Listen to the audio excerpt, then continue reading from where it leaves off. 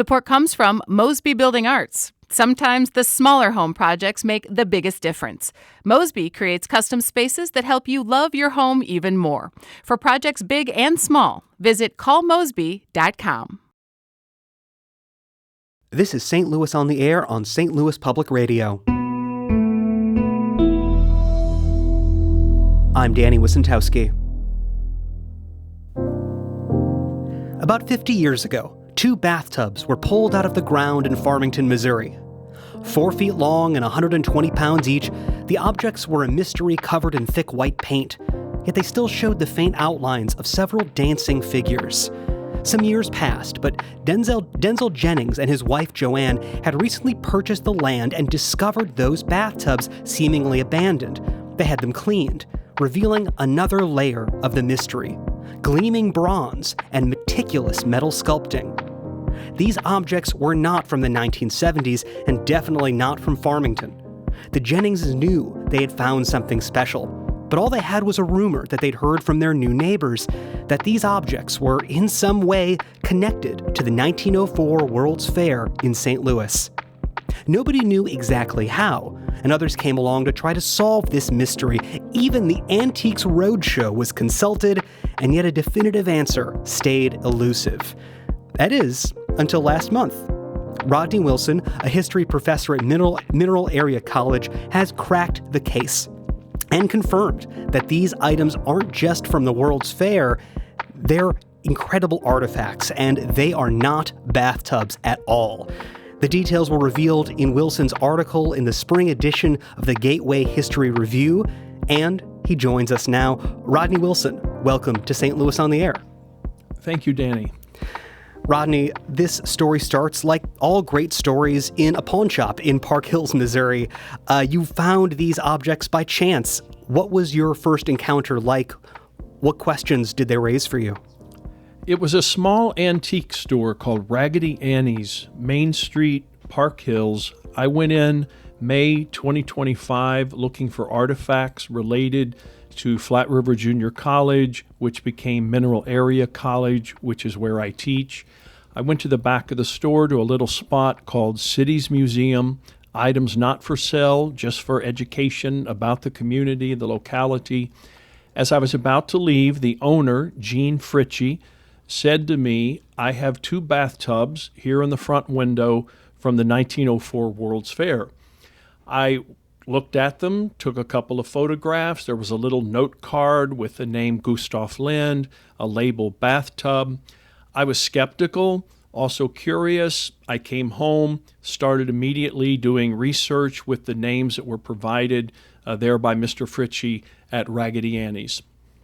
Now, could you describe these a bit? And, I know we're building some suspense up here. These are not bathtubs. These are decorative objects that we're going to learn a bit more about how they were used in the World's Fair. But these are just visually incredibly striking, and they almost remind me of something you would see, in a classics museum exhibit. They are bronze. What stood out to you, and why do they not look like really anything else? Well, everyone said they were bathtubs. From the time Mr. Jennings uncovered them in the summer of '74 approximately, he called them bathtubs. They were called bathtubs when they were restored in 1981 by Irvin's Metalsmiths in Cape Girardeau. Everyone called them that.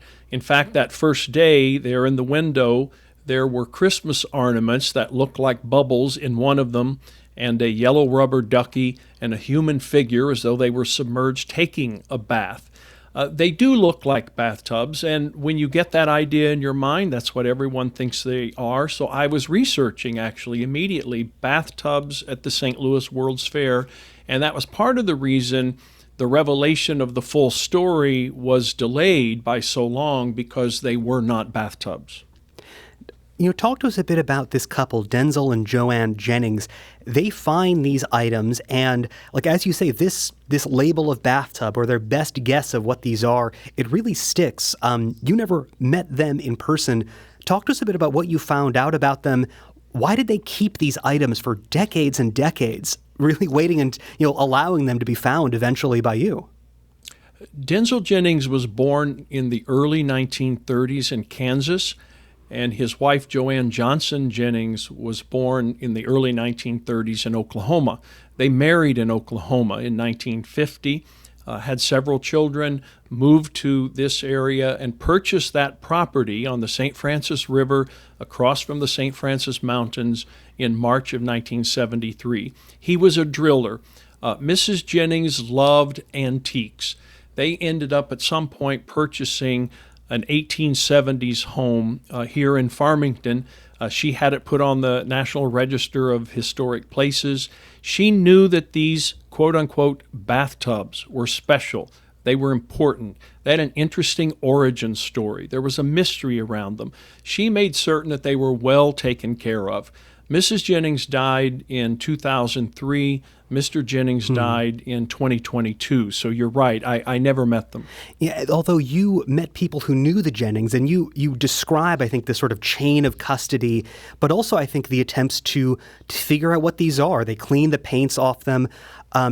Talk to us a bit about, they wind up in this consignment store labeled as bathtubs. How did they get there? Well, the first of the two, they're twins. The first one was placed in that historic McCormick house next to a wash basin. When that home was sold by Mr. Jennings to Bruce and Melissa Workman, that item conveyed to them. They then had it for 9 years. During that 9-year period, Melissa Workman did research. She reached out to people. She tried to unravel the mystery. She and her husband took them to Trasher Treasure when they were at St. Louis Science Center filming an episode for PBS 9. That proved not effective in terms of uncovering the full mystery. They then sold their tub to Mr. Fritchie in 2021.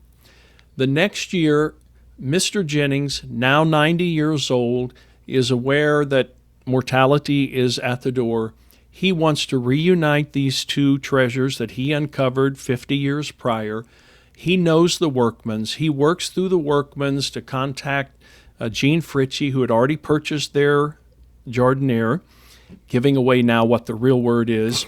And he then sells the one he still has, to Mr. Fritchie. So by 2022, both of them are owned by the Fritchies, and both of them are displayed in the window of Raggedy Annie's Antiques in Park Hills.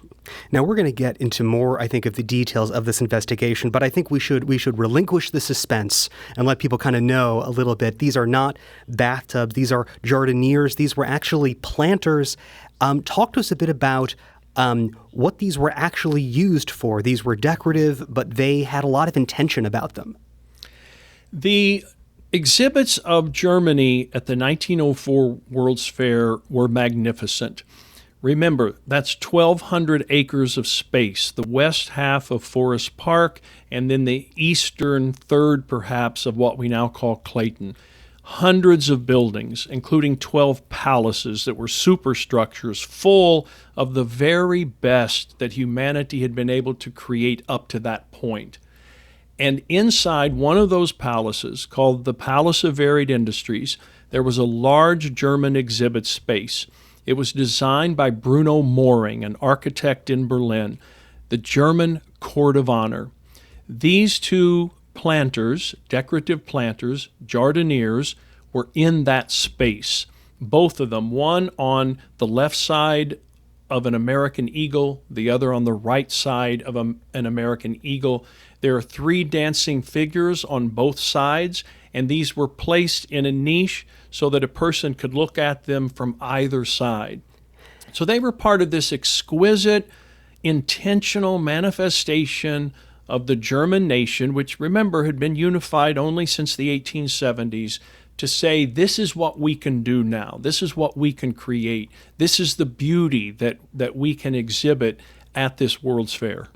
Yeah, and we're going to talk more about, why these jardiniers, what they were and some of the more information you found about it.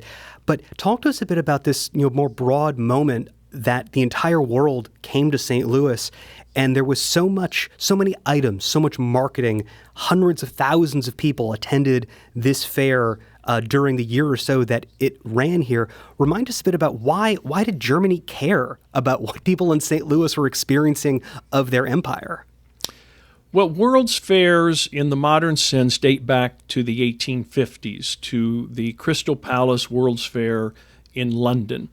Throughout the latter part of the 1800s, you continued to see magnificent World's Fairs, gathering places where human beings in their various nations around the world would bring the very best their culture and their technology and their art had to offer and put it on display to brag, to reveal, to propagate their ideas, their type of artistry, their type of educational systems. There were schools on the grounds of the World's Fair. Germany had one saying, this is how we teach children. So it was an educational endeavor. I mean, we can't forget the 1893 World's Fair in Chicago. It was huge, but this one was bigger in St. Louis, intentionally so. And Germany had more exhibit space on the World's Fair grounds than any other place, not just in the German house, the Deutsch House, but throughout the entirety of the World's Fair, you had German exhibits in the agriculture building, in the electricity building, in the liberal arts building, in the Palace of Arts that became what is now our St. Louis Art Museum. Yeah, and what is still amazing and how well documented so much of this was is that when, folks brought these jardinieres, bringing back to our story of investigators, you mentioned that they brought this to experts, even to the Antiques Roadshow, and it was still difficult to try to identify them. Can you talk to us a bit about why that is, why these stayed unidentified when there's so much written about the World's Fair and so much documentation about those items? Yes, the Workmans and Mr. Jennings took two of these items up to the Americas Center in July 2017 when Antiques Roadshow was in town in St. Louis, filming what became, I believe, 3 episodes of Antiques Roadshow. Antiques Roadshow was able to put down some breadcrumbs that were important for the final revelation of the story. They were able to determine, for example, that the maker's mark, which is on the lower right-hand corner of all 4 side panels, that the maker's mark was not an E or a C, but a G next to a last name, Lind, L-I-N-D. They also were able to determine that that G stood for Gustav, G-U-S-T-A-V, and they were able to say Lind had items on exhibit at the World's Fair. What Antiques Roadshow in 2017 was not able to do was to provide any information about the metal sculptor himself. They were still identifying these as bathtubs, and there was no evidence that they could uncover in that meeting at America Center in July 2017 that these bathtubs or tubs were at the fair. Perhaps part of the block was a block like I had, misidentifying them, looking for tubs, looking for bathtubs. So that might have been part of the reason they weren't able to unravel the fullness of the story back in 2017. That's right. They left you with some misdirection, but as you said, some breadcrumbs. And we're going to take a quick break, but we're going to follow those breadcrumbs where they led you. And when we continue this conversation, we're going to keep talking about how you solved this World's Fair mystery and the details of the German sculptor at that mystery's heart. This is St. Louis on the Air on St. Louis Public Radio.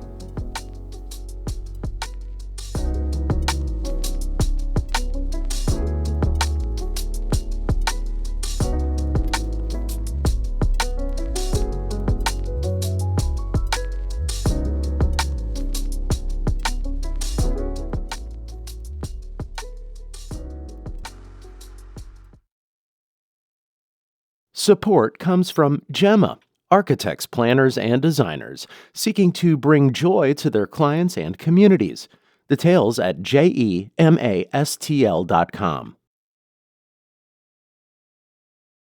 Welcome back. I'm Danny Wysentowski.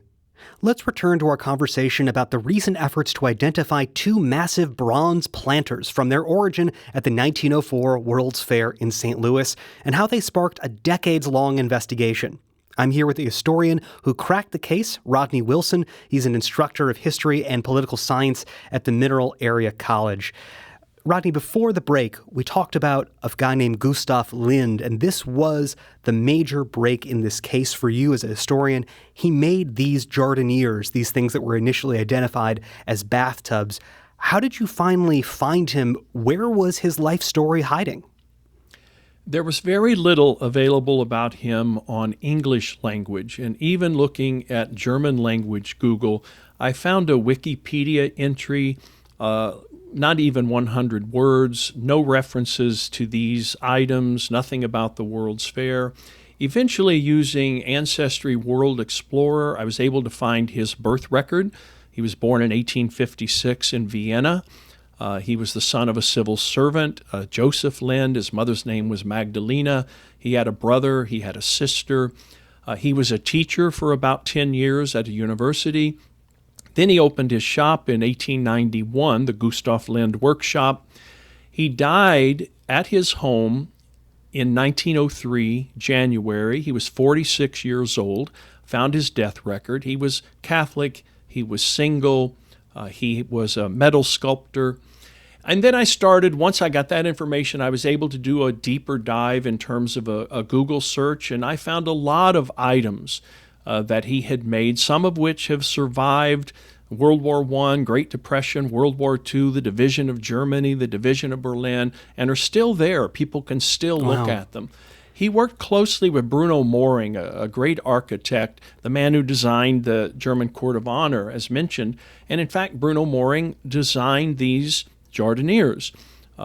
Gustav Lind was the metal sculptor who executed the design. He died in 1903, a year before the World's Fair, but his workshop continued to exist under his name. That's how reputable his name was. It continued under that name. I found it all the way until 1962 in Berlin phone books. So for almost 60 years after his death, that name lives on as representation of quality and good work in the metal arts. There's something really just mind-blowing of the true global nature of this World's Fair. I mean, you had craftspeople from every country who had to spend, months or years of preparation. Some of these objects that were brought to St. Louis were incredible. There's also, and I should point out, this is something we've talked about on the show, is that if you're looking at places like the Philippine Islands, you're also seeing an involvement in the World's Fair that is very dark and is very concerning and hard to even understand looking back. You had, Germany was sending objects of beauty, but America was displaying its recent colonial conquest, as it described it, with displaying the actual people from the Philippines. People who might have been visiting the World's Fair to gaze at German metalwork might also have been looking at, the fruits, so to speak, of colonialism. As a historian, as you're digging through these details, what stands out to you kind of about what the world was preparing for as they were looking at St. Louis in 1904?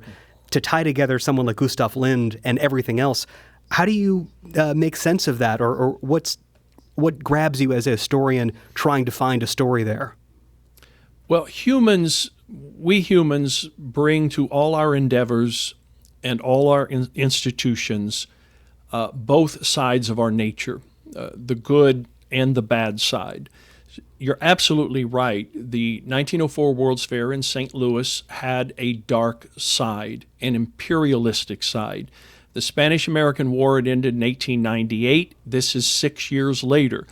It's a celebration of the Louisiana Purchase of 1803 that began that great westward expansion, which was not so great for those already living in those western areas, including many people from Mexico and many indigenous native people.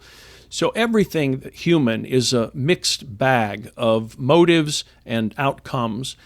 What this fair did, the 1904 World's Fair, it brought together, I think, the idea of a global human community, the fact that human beings from different natures and cultures and ethnicities and languages can actually gather in one location and not harm each other, but try to promote what each of these different cultures is trying to bring into human domain. And I think it succeeded at that, notwithstanding the negative sides and the dark sides and the imperialistic and the white supremacist sides of this World's Fair. Yeah. And it's clear, even at the time that people understood that this was not just something they were going to prepare for, but something that was going to be part of history. And that gets to what happened to all of these items and the buildings and these jardiniers. How did they travel from St. Louis to Farmington? In your journal, you got into the kind of cottage industry of the items that were being resold, and the German items had someone in charge of trying to move them out of that palace and seemingly into people's homes. What did you find out about this economy that moved these artifacts and these beautiful items and turned them into people's stuff? World's Fairs were so precious in part because they were temporary, and everyone knew they were temporary. You would not be able to go back 6 months later, a year later, and see the same thing. You were seeing it once. It was a flash of magic. It appeared briefly, then it vanished away. And you're absolutely right that all of these structures were temporary by design. At the end of the World's Fair in St. Louis, the Chicago House Wrecking Company won the bid to come in and dismantle what was left on the fairgrounds. They had done the same in Buffalo and Omaha and Chicago over the last decade at the conclusion of those World's Fairs. And they put together a catalog, even a 400-page catalog, 1906. It looks like a Sears catalog of everything they had procured from those 1,200 acres. You could buy, for example, a toilet with model number WF 108, World's Fair 108. The Germans, however, decided, instead of leaving it to chance, they were going to actually sell all of their items themselves to the extent possible. They put in charge a Mr. Ferdinand Wiederholt. They put him in the Palace of Varied Industries every day. Anyone interested in buying anything in that palace or German exhibits in general could speak to Mr. Wiederholt. He was a German immigrant, lived in St. Louis for many decades, a furniture salesman, in fact, and he did a wonderful job of finding the right home at the right price with the right American patron.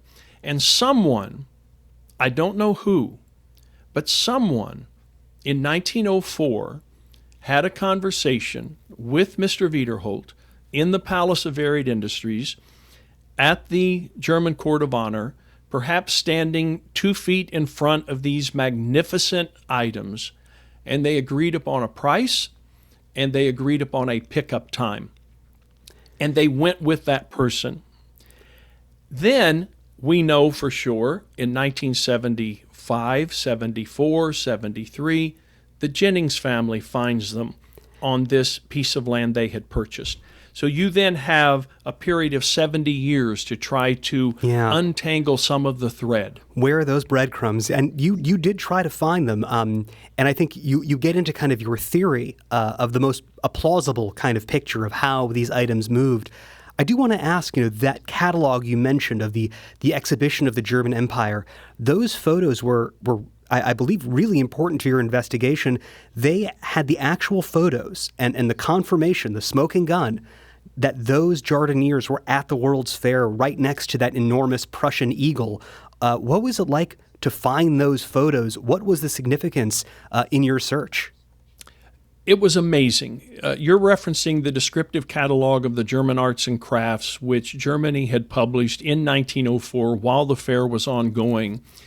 And to see actually one of these jardiniers and those 3 dancing figures on the side was astounding, because I was looking for written and photographic evidence across 1,200 acres of fairgrounds that these items were there. So to find it, to see it, and to know this case is now solved, I immediately scanned down into the caption when I saw the photograph, and I read the words bronze jardinier. I had never heard of a jardinier. I had to Google it to look it up. A decorative flower pot. That's what it is. That's when the mystery broke. That's when the fever that these were bathtubs subsided and the reality of what they were was true. And then also in that caption, hand-hammered figures in lion's head, Bruno Mooring, architect. The next line by Gustav Lind, metal sculptor, Berlin. There's the photographic and the written evidence. Absolutely. Now, in our last couple of minutes here, I do want to get a sense that there is still some mystery here left, how these objects actually moved from St. Louis to Farmington. Briefly, you have a theory here about actually some people involved in the hotels that were servicing the World's Fair. Tell us a little bit about that connection. The rumor was that a fancy St. Louis hotel was involved.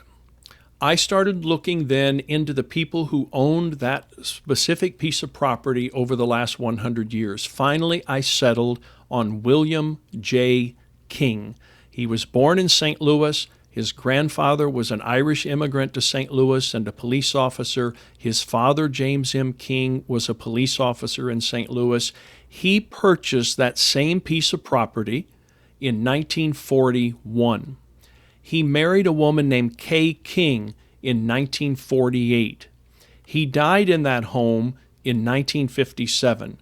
She lived there another 15 years before she died. They didn't have any children. That's why everything practically in the home and in the lawn conveyed to the Jenningses when they purchased it in 1973. Yeah, and I'm sorry, Rodney, I know you've got a lot more story. People can read more about that in your article, but that is where the Jenningses eventually took over and found those jardiniers on that property of the Kings. It's plausible, but maybe you'll find some more information about it. Rodney Wilson is an instructor of history and political science at Mineral Area College in Park Hills, Missouri. Rodney, thank you. Thank you so much, Danny. This episode was produced by Danny Wissentowski. Audio engineering and podcast design by Aaron Dorr. Our executive producer is Alex Hoyer. St. Louis on the Air is a production of St. Louis Public Radio. Understanding starts here. Do you find yourself regularly listening to episodes of St. Louis on the Air? Suggest us to a friend you think might enjoy our conversations, and leave us a review and rating on Apple Podcasts on the App Store. It's the simplest way to help people discover our show. Thank you. St. Louis Public Radio is a member-supported service of the University of Missouri St. Louis.